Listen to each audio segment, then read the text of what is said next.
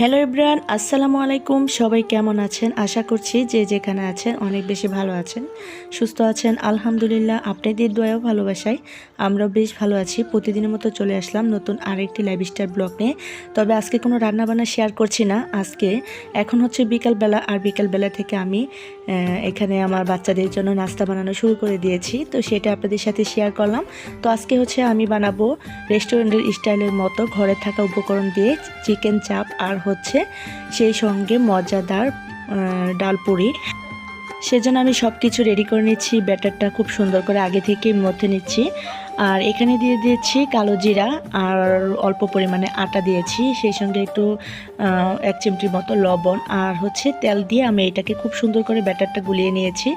তো এটাকে রেস্টে রেখে দেবো বেশ কিছুক্ষণের জন্য। সেজন্য আগে থেকে আমি চলে এসেছি রান্নাঘরে। তো যে সকল আপু ভাইরা আমার ভিডিওটি দেখছেন, ভিডিও শুরুতে একটা লাইক করে দিতে ভুল করবেন না। তো বরাবরের মতো আজকেও আমি এই কথাটাই বলছি, কারণ এটা অনেকেই ভুলে যায় ভিডিও শুরুতে একটা লাইক দিতে। তো আজকের ভিডিওটি আশা করছি আপনাদের কাছে অনেক বেশি ভালো লাগবে, আর যদি ভালো লাগে তাহলে কিন্তু অবশ্যই কমেন্টস করে জানাবেন প্রিয় আপু ভাইরা। তো এদিক থেকে আমার ব্যাটারটা গুলানো হয়ে গেছে। তো আমি ঢাকতে দিয়ে ঢেকে রেস্টে রেখে দিলাম। আর এখন হচ্ছে এখানে একটা চিকেন চাপ ছিল ঘরে, তো সেটা আমি বাচ্চাদেরকে এখন বাড়িয়ে দেব। তো আমার বাচ্চা অনেক বায়না করতেছিল চিকেন চাপ খাবে। তো যাই হোক, সময় সাপেক্ষে পাচ্ছিলাম না, তো এখন ভাবলাম যে আজকে তৈরি করে ফেলি। তো এই যে চিকেনটাকে খুব সুন্দর করে ধুয়ে পরিষ্কার করে নিয়েছি। এখন হচ্ছে এটাকে একটু ম্যারিনেট করব, আর সেজন্য এটাকে উপর থেকে কেটে দেখতে পাচ্ছেন একদমই আমি মাংসটাকে আলাদা করে খুব সুন্দর করে নিয়েছি আর কি। তো এইভাবে পাতলা করে নিলে খুব ভালো হয় ভাজতে, এবং কি খেতে অসম্ভব মজা হয়।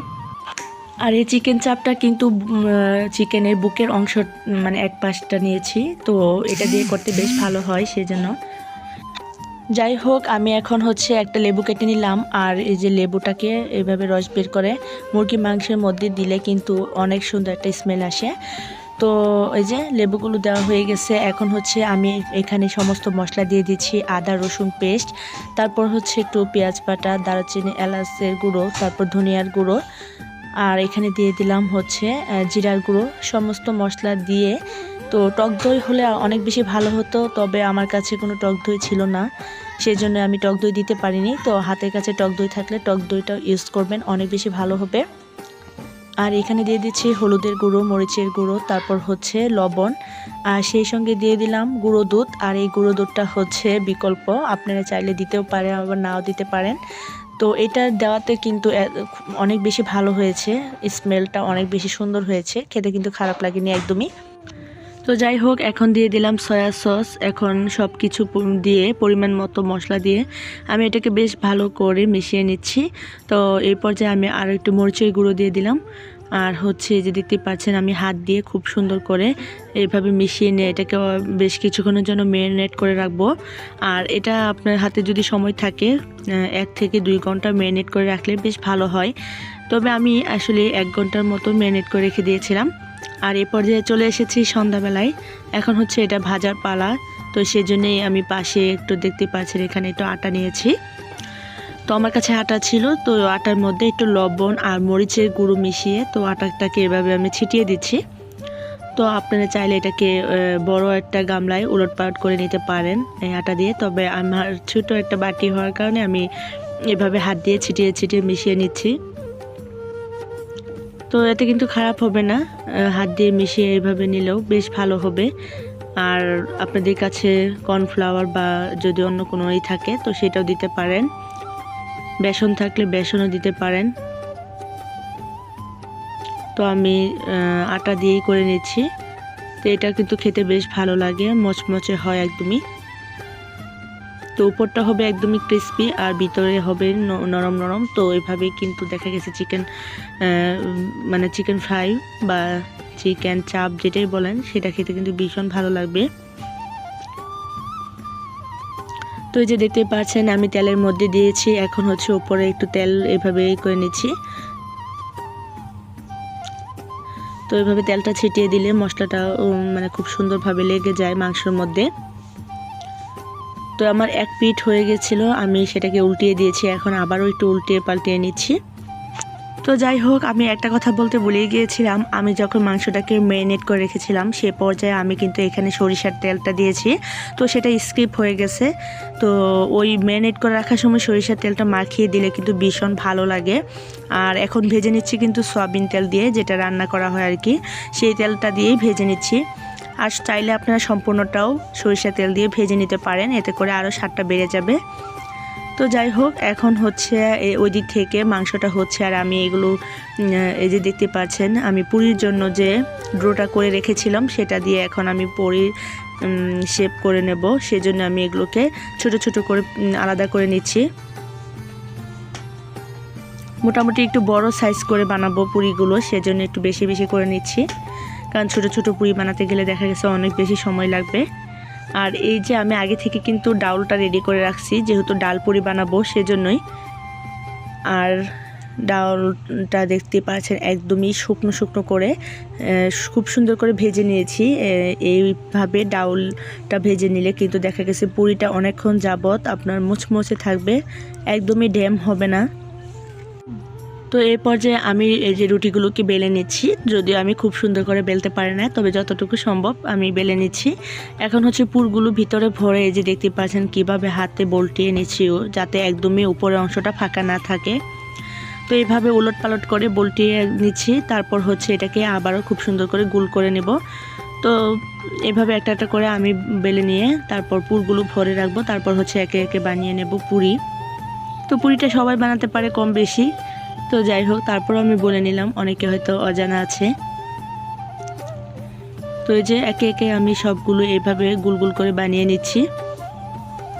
এটা কিন্তু হাত দিয়েও আপনারা চাইলে লম্বা করে পুরটা ভরে নিতে পারেন, তবে আমি একটু হালকা বেলে নিচ্ছি আর কি। তো এই যে দেখতে পাচ্ছেন একে একে সবগুলো পুর ভরে আমি এভাবে রেখে দেব। তারপর হচ্ছে এগুলোকে আবারও বেলে পুরির শেপ দিয়ে নেব আর কি। তো আমি কিন্তু খুব সুন্দর করে গোল করতে পারি না, তো যতটুকু সম্ভব চেষ্টা করছি আর কি। তো যাই হোক, এই যে দেখতে পাচ্ছেন আমার কিন্তু ভিতর থেকে পুর কিন্তু একদমই বের হয়নি, তো খুব সুন্দরভাবে এভাবে বানিয়ে নিচ্ছিলাম। তারপর হচ্ছে একে একে সবগুলো ভেজে নেব। আর ওই দিক থেকে হচ্ছে আমার চিকেন চাপটা হচ্ছে। তো যে সকল আপু ভাইরা আমার ভিডিওটি দেখছেন এখন পর্যন্ত একটা লাইক দিতে ভুলে গেছেন, তো আপনাদের সবাইকে রিকোয়েস্ট করছি একটা লাইক দেওয়ার জন্য, কারণ হচ্ছে আপনাদের ছোট্ট একটা লাইক আমাদেরকে অনেক অনেক দূর পর্যন্ত পৌঁছে দিতে সাহায্য করবে। তো একে একে সবগুলো পুরি আমি বানিয়ে নিচ্ছি। তো মাশাআল্লাহ খুব সুন্দরই হচ্ছে, যতটুকু চেষ্টা করছি আর কি।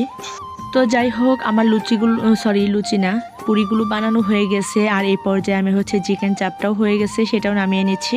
তো এই যে দেখতে পাচ্ছেন আমার চিকেন চাপটা মাশাআল্লাহ অনেক বেশি সুন্দর হয়েছে, আর খেতেও কিন্তু অনেক বেশি মজা হয়েছিল।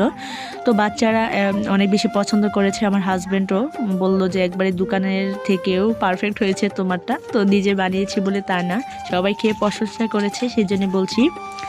আর এই যে একে একে লুচিগুলো ভেজে নিচ্ছি এখন। তো একটু ডুবো তেলে কিন্তু লুচি বা পুরি ভেজে নিতে হয়, তো সেজন্য আমি একটু তেলটাকে আগে থেকে গরম করে নিয়েছি। আর এখন হচ্ছে পুরিটাকে ভেজে নিচ্ছি, একটু মচমচে হলে তো নামিয়ে ফেলবো।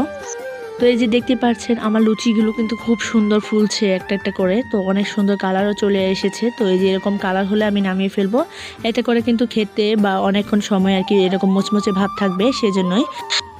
তো বেশ কিছুদিন যাবৎ কারো ভিডিও ভালোভাবে দেখতে পারছি না, তার জন্য আন্তরিকভাবে দুঃখিত আমার প্রিয় আপু ভাইরা, কেউ কিছু মনে নেবেন না। অনেক বেশি ব্যস্ত, সেই জন্যই কারো ভিডিও দেখতে পারছি না। তো যাই হোক, এখন হচ্ছে খুব কষ্ট করে এই ভিডিওটা এডিটিং করে আপনাদের সাথে শেয়ার করছি। তো আশা করছি পুরো ভিডিও জুড়ে পাশেই থাকবেন। তো এই যে একে একে সবগুলো পুরি আমি ভেজে নিচ্ছি। তো এই যে দেখতেই পাচ্ছেন আমার সবগুলো পুরি ভাজা হয়ে গেছে। তো মাশাআল্লাহ পুরিগুলো অনেক ফুলকো ফুলকো ছিল, আর খেতেও কিন্তু অনেক মজা হয়েছিল। আর এদিক থেকে চিকেন চাপটাও হয়ে গেছে, আর সেই সঙ্গে একটু সালাদ কেটে নিলাম, মানে শসা কেটে নিলাম। তো এটার সাথে হচ্ছে মেয়োনেজ থাকলে অনেক বেশি ভালো হতো, তারপর খারাপ লাগেনি, টমেটো সস দিয়ে খেয়ে নিয়েছি সবাই। তো এই যে অনেকগুলো শসা কেটে নিয়েছি। তো এখন হচ্ছে সবাই খেয়ে নেব। তো অলরেডি খাওয়া শুরু করে দিয়েছে সবাই। তো যাই হোক, একসাথে বসে সবাই খেয়ে নিচ্ছি। তো চিকেন চাপটা যদিও এক পিস ছিল, তবে 4 জনে আমরা খেতে পাচ্ছিলাম না, অনেক বেশি বড় লাগতেছিল আমাদের কাছে। তো খুব বেশি মজা হয়েছিল। আমার বাচ্চারা দেখেন কিভাবে খাচ্ছে, তো অনেক মজা করে খেয়ে নিচ্ছে। তো আমার ছোট বেবিটা দেখতেই পাচ্ছেন, সে খাচ্ছে টমেটো সস, তার কাছে এটা অনেক বেশি মজার। তো যাই হোক, আজকের মতো এই পর্যন্তই। সবাই ভালো থাকবেন, সুস্থ থাকবেন, পরবর্তীতে আবারও দেখা হবে। আল্লাহ হাফেজ, আসসালামু আলাইকুম।